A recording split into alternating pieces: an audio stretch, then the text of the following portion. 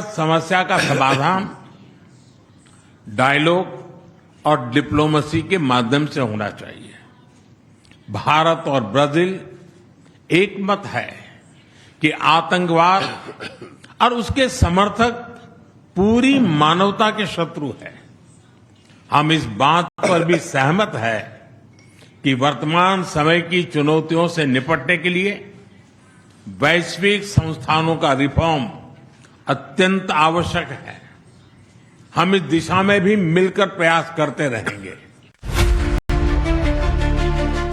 भारत में एआई का global summit हुआ तो दुनिया के 20 राष्ट्राध्यक्षों के साथ ही 300 से ज्यादा बड़ी कंपनियों के सीईओ मौजूद रहे। इससे पहले यूरोप के साथ मदर ऑफ ऑल डील्स और अमेरिका के साथ ट्रेड डील बीते कुछ ही दिनों के भीतर हुए, और ये वो डेवलपमेंट हैं जो सबूत हैं कि दुनिया में भारत की भूमि तैयारी को देखकर मुल्ला मुनीर ने लश्कर के डेप्यूटी चीफ सैफुल्लाह को आगे कर दिया और शाहबाज भी ट्रंप के सामने अच्छे बच्चे की तरह शराफत का ढोंग रच रहे हैं। चूंकि पीएम नरेंद्र मोदी पहले ही कह चुके हैं कि दुश्मन को घर में घुसकर मारने वाला नया भारत भविष्य के युद्धों के लिए भी तैयार है। ऑपरेशन सिंदूर ने भारत के सामर्थ्य को, हमारी सेना के शौर्य को एक बार फिर से स्थापित किया है। ऑपरेशन सिंदूर ने यह भी दिखाया कि हमारे स्वदेशी हथियार कितने एडवांस और हाईटेक है। साथियों, आजकल के आधुनिक युद्ध में युवा कौशल की भूमिका बहुत बढ़ गई है। अब युद्ध सिर्फ सीमा पर टैंक, बंदूक और गोलों तक सीमित नहीं रहा है। आज लड़ाई कई मोर्चों पर लड़ी जाती है। आज की लड़ाई कोड में भी होती है, क्लाउड में भी होती है। जल, थल और नभ हर तरफ से तूफान लाने की भारत की क्या तैयारी है, वो भी आपको दिखाएंगे।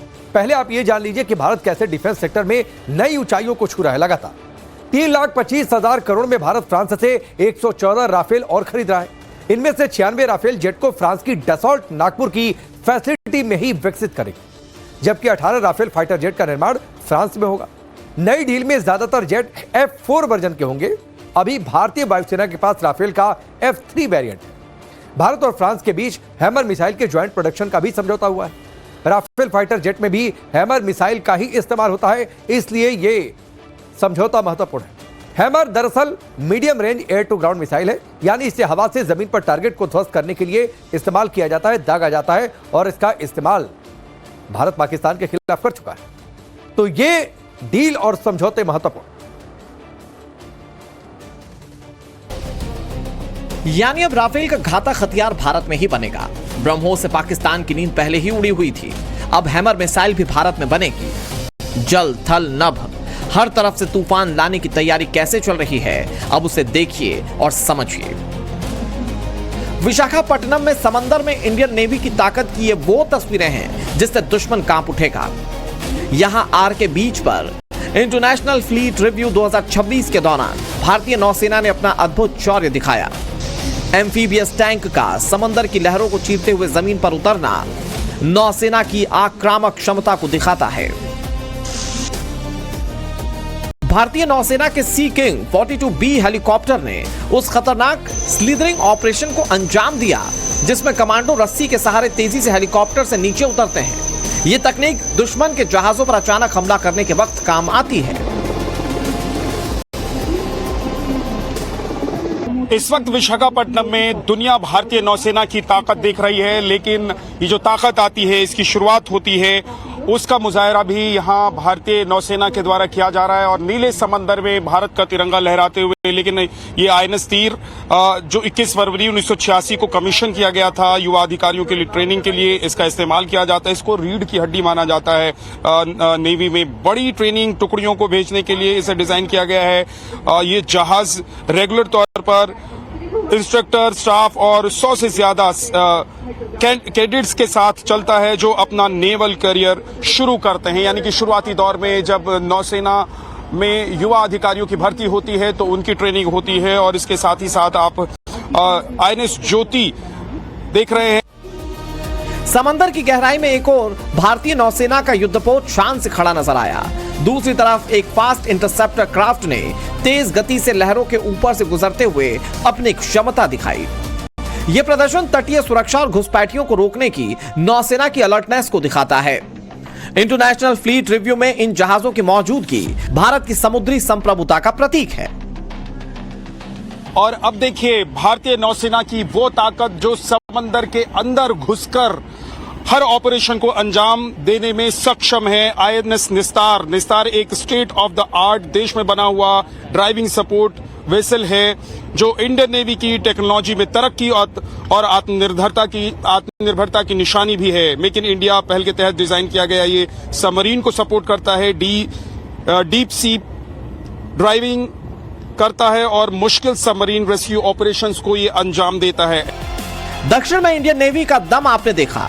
अब आपको लेकर चलते हैं उत्तर में राजस्थान की राजधानी जयपुर, जहां गुलाबी नगरी का आसमान उस समय रोमांच और गर्व से भर उठा जब भारतीय वायुसेना की प्रसिद्ध सूर्य किरण एरोबेटिक टीम और सारंग ने शानदार एयर शो का प्रदर्शन किया।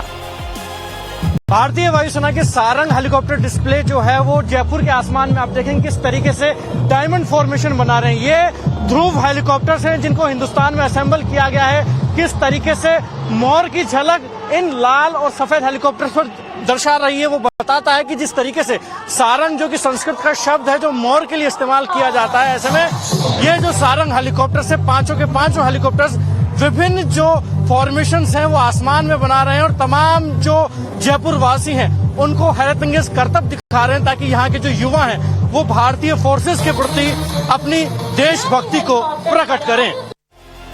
असल में ये 22 फरवरी को होने वाले उस एयर शो के फाइनल रिहर्सल की तस्वीरें हैं जिसमें दिखेगा Uri surgical strike, Balakot air strike और फिर ऑपरेशन सिंदूर में पाकिस्तान को पानी पिलाने वाली भारतीय वायुसेना का दम। इस एयर शो में पहले एयरफोर्स की सारंग टीम के 5 हेलीकॉप्टर्स ने अपना दम दिखाया।